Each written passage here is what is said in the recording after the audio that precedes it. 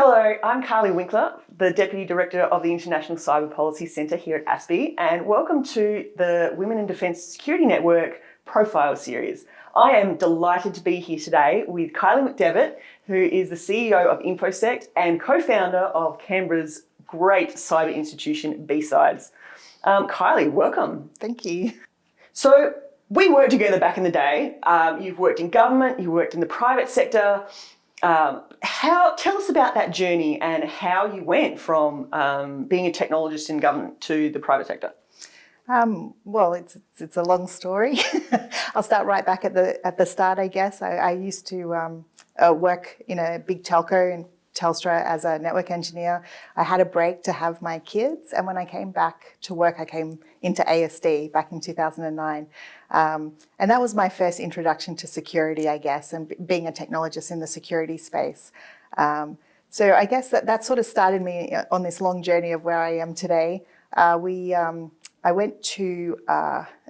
got sent by ASD to my first cybersecurity conference in Melbourne. That was RuxCon back in 2010. Loved the community and the vibe. I actually met my partner there back in 2010, brought him back to Canberra with me, and it was about a year later that, sort of started building a sort of community in Canberra, which was not there at the time. And that sort of snowballed into leading into BSides Canberra in 2016, and now working for myself at InfoSect. So tell us a bit about InfoSect and what you do there.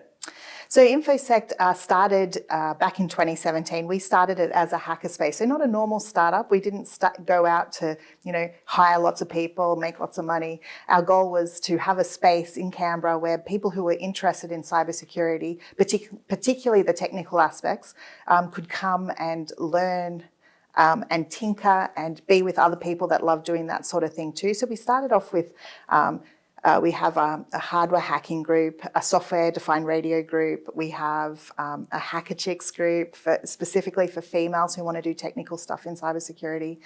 We have a weekly just social meetup. And so sort of all that came about in about 2017. It was about a year after that my partner realised that, there was an appetite for this and he could start selling training. And then we started doing professional training. He had a strong training background with UNSW in Canberra. And then maybe 3 years after that, we started getting requests to consult and do research as well. So now we're a full-blown training, consulting and research company, although we still have our community ties, so we still host all those community events still out at InfoSect. Yeah, you've done so much to build the community, the tech community, and particularly women in the tech community. How have you found it being a woman in a tech startup? Because there's not a lot of women in those kinds of companies that are just starting off on the ground. Yeah, you're right.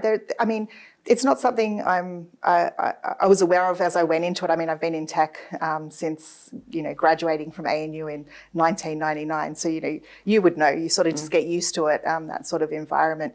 But yeah, there aren't a lot of women in tech, and there aren't a lot of women in that sort of tech startup scene. And I guess for us as women taking that lead, we have a real opportunity to create the culture that we want, I guess, and that's a real privilege to be able to sort of lead that way and forge that way and make sure it's a bit easier for women that come after us. And that would be, something that's fantastic about being in the minority, but being given this opportunity.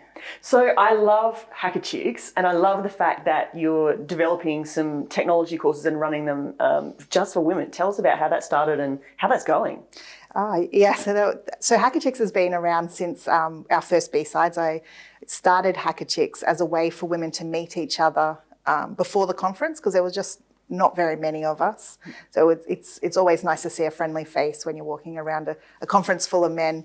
And we've always had monthly meetups where we've been sort of learning and tinkering, and then it's sort of when my full-time job got busy, it tapered off and then it came back. But being at InfoSec full-time, I really wanted to reinvigorate this. I was looking at some of the training grants that were available, and at that point, the Women in Cyber group at ASD had some funding to support the industry, and so they offered to sponsor Hacker Chicks. So we went from running a 1 hour workshop once a month to sort of running 3 full-blown standard InfoSect courses just for women.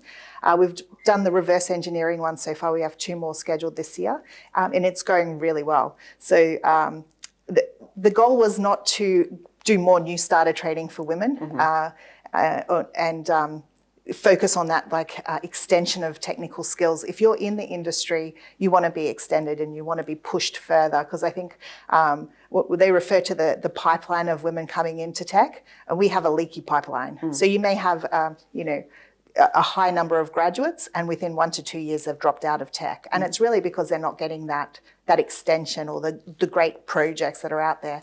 So this was a way to grab those people who would possibly drop out of tech and say, no, here's an opportunity, let's keep going further, let's extend what you know and push you a bit further. That's so great. Like, it's, there's a lot of initiatives out there, there's a lot of funding for that new starter training, but really, in that advanced space, it's a lot harder to come by. Yeah. And so how are the women finding it too? Like, it must be an unusual environment to be learning reverse engineering, being taught by a woman and in a group of other women. How's that going? It's amazing. And I've taught, so I used to teach at UNSW, cyber defense, and I've taught at a few other conferences. And when you have this class of all women, it's just a different vibe, and they're a lot more supportive of each other, and they're very helpful. And generally, they form these groups and support that I think will take them beyond the course. Yeah. So once they go out looking for jobs in reverse engineering or wherever they go, they'll have these, they know they're not alone. They're doing it with other people in their back pocket. And it's like creating your community or your people to fall back on. So it's doing really well. That's excellent. Thank you so much. So, you obviously were driven to study engineering, get involved in tech, and then move into the cybersecurity space. What is it that you love about it, and what drives you? Why do we need more women there? So I think tech is really not perceived as well as it should be by women, and it's almost like seen as a scary thing. But in fact, tech is perfect for women. Like, it's just the best area for a female to go into. There's so much opportunity. There's so much flexibility. Like, you can pretty much sit down and code on your laptop anywhere you need to be. And you can work it around kids. It's literally the ideal profession for women, I think, if you ask me. And I've always loved my tech background and my tech jobs. And I just think there's this artificial barrier that's been put in place where women think it's scary. And then there's these unconscious biases where people will assume the female isn't the tech, so the female's not getting the same opportunities. And I really think we as a society and people need to overcome this, and the more women we have in tech, just the better rounded tech will become, I think. Awesome. Yeah. So thinking back, what one piece of advice would you offer yourself at a younger age? What would you tell young Kylie when she was studying and thinking about what areas she should go into in her early career? I think thinking back to myself, and I think I've had an amazing career, amazing mentors and lots of support. But for me personally, I would tell myself to be a little bit more assertive and a little bit forward-leaning in what I wanted to do. I think sometimes I didn't get all the opportunities that were there, and I don't know if that was necessarily my leadership's fault, but more my fault for not speaking up and being heard. And I notice it too now as a leader when I look at perhaps my staff or the people that have been in my team. The males do tend to ask a lot more for opportunity, and they do tend to put their hand up a lot more and be a lot more assertive on what they want. And the females will sort of go with the flow and be a little bit more relaxed. So to myself and to other women, I would say speak up and say what you want, and don't be afraid to take harder projects or harder jobs. And push yourself. That's great advice. So, I mean, again, just going back to, you started in government and then moved into the private sector. Which was better? Like, which way round would you do that if you could do that again? So I think they have their own pros and cons, and they're both amazing. I definitely am loving working where I'm working now for myself.